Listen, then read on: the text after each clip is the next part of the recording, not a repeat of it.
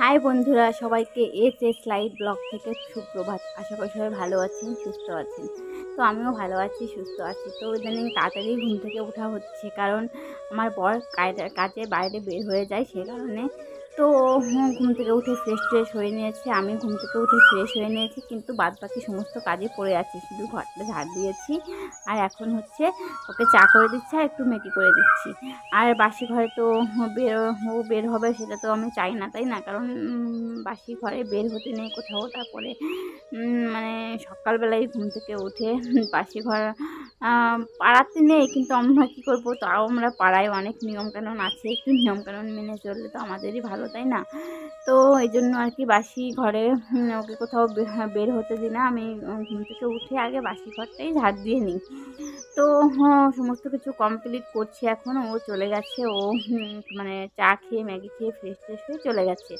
আর আমি এখন বাদবাকি যে সমস্ত কাজকর্ম আছে সেগুলো করছি। আর কালকে না রাত্রেবেলা থালা বাসনগুলো মাজা হয়নি, তারপরে আবার সকালবেলা চা খেয়েছি, তারপরে আবার এই যে ম্যাগি ট্যাগি রান্না করলাম, তো সেগুলো এখন এই যে একটু মেজে নিচ্ছি একবারে। তো কালকে অনেক রাত হয়ে গিয়েছিল আর কি আমাদের খেতে খেতে। তো তার জন্য আরও বেশি গরজ করে মাজা হয়নি আর কি থালা বাসনগুলো রাত্রেবেলা। তো আরও তো এতটা গরম দিচ্ছি যা কদিন ধরে, মানে বলার ভাষা নেই কী পরিমাণে যে গরম দিচ্ছে। গরমে না পাচ্ছি কোনো কিছু, মানে স্থির হয়ে থাকতে, মানে পুরো অস্বস্তি বোধ হচ্ছে। আর আপনাদের সঙ্গে আমি সেরকমভাবে প্রত্যেকদিন কন্টিনিউ ভিডিও শেয়ার করতে পারছি না, শুধু এই গরমের জন্য। কারণ ফ্যান না একটুও বন্ধ করা যায় না, এতটা পরিমাণে গরম দেয়। তো একটু ফ্যানটা বন্ধ করে যে এডিট করব, আপনাদের সঙ্গে একটু কথা বলবো, মানে এতটা গরম দেয়, তো সেটা মানে টাইম হয়ে ওঠে না। তো অনেক কষ্ট করে তাও ভিডিও করে একদিন বাদে বাদে আপনাদের সঙ্গে ভিডিও শেয়ার করছি। তো আপনারা আমার ভিডিওগুলো একটু দেখবেন, আর আমার ভিডিওগুলো যদি আপনাদের ভালো লেগে থাকে তাহলে অবশ্যই একটা লাইক করবেন, কমেন্ট করবেন, আর আমার চ্যানেলটিকে অবশ্যই সাবস্ক্রাইব করবেন। তো যারা যারা আমার চ্যানেলটিকে এখনও সাবস্ক্রাইব করেননি তাদের কাছে প্লিজ বিনীত অনুরোধ, আমার চ্যানেলটিকে অবশ্যই সাবস্ক্রাইব করে দেবেন। তো যারা সাবস্ক্রাইব করেছেন তাদেরও অসংখ্য ধন্যবাদ আমার পাশে থাকার জন্য। তো আপনারা আমার একটু পাশে থাকবেন, যাতে আমি একটু সামনের দিকে এগোতে পারি। আর আমি খুব কষ্ট করেই ভিডিও বানাই, একা ভিডিও শ্যুট করি, একাই এডিট করি, সমস্ত কিছু একাই করতে হয় আমার। কারণ ও তো কাজে থাকে বাইরে দুজন মানুষ, তো ওর ইনকামই তো আমরা দুজন চলি। তাও ও বাইরে না থাকলে আমাদের তো আর কি মানে দুজন মানুষের সংসার চলবে না, তাই না? তো সে কারণে আমি নিজেই এডিট করে ভিডিও করি, আর ছাড়িও। তো দুপুরবেলা তারপরে হচ্ছে রান্নাবান্না এই যে করছি দেখুন।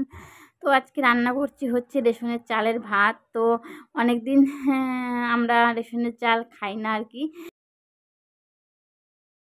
অনেক দিন পরে সিঙ্গাড়ার আইটেম নিয়ে এসেছি দেখুন। সিঙ্গাড়ার আইটেম নিয়ে এসেছে, সিঙ্গাড়া বানাতে এসেছি তাই বললাম। সিঙ্গাড়া বানাবে আজকে এই গরমেতে, সিঙ্গাড়া খাওয়ার স্বাদ লাগছে। গরম হলে কি হবে, তাও তো খেতে ইচ্ছা করে বন্ধুরা, খেতে ইচ্ছা করে না? আমার বান্ধবীটা জানে না এত গরম দিয়েছে বাইরে, বাবা রোদ গরম, এখন খাবে সিঙ্গাড়া।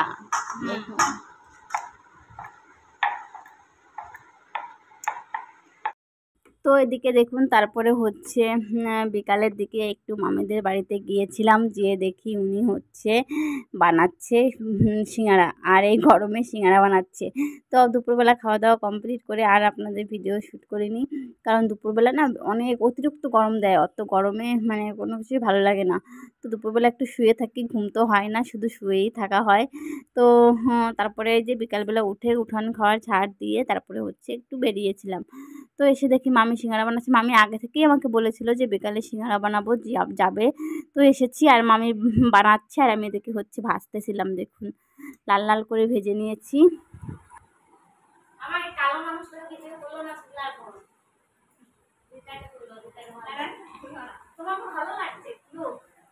সিঙ্গাড়া বানানো হয়ে গেছে, খাওয়াও শুরু করে দিয়েছি। আর দেখুন ভিডিও করছি, সবাই বারণ করছে, তুলো না, আমাকে তুলো না, আমাকে তুলো না, আমি আমাকে তুলি। তো তো আর এদিকে দেখুন বাড়িতে চলে এসেছি, আর এসে সন্ধ্যা প্রদীপ দিয়ে আমি জামা কাপড়গুলো ভাজিয়ে নিচ্ছি। আর প্রত্যেক দিন তো আমি জামা কাপড় সন্ধ্যার পরে ভাজাই, তো সন্ধ্যার পরে একটু ঠান্ডা আর কি থাকে। এমনিতেই আমি প্রথম দিক থেকেই আমি সন্ধ্যার পরে জামা কাপড়গুলো ভাজিয়ে নিই। তো সারাদিন আমার ইচ্ছা করে না জামা কাপড় ভাজাতে, কারণ সারাদিন যে জামা কাপড়গুলো কাচি, তারপরে আমরা নিজেরা পরি, স্নান টান করি, সেই সমস্ত জামা কাপড় একবারে সন্ধ্যার সময় আর কি আমি ভাজিয়ে আলনাটায় রেখে দিই। তো এটা হচ্ছে আমার আর কি প্রত্যেকদিন আমি এরকমই করি।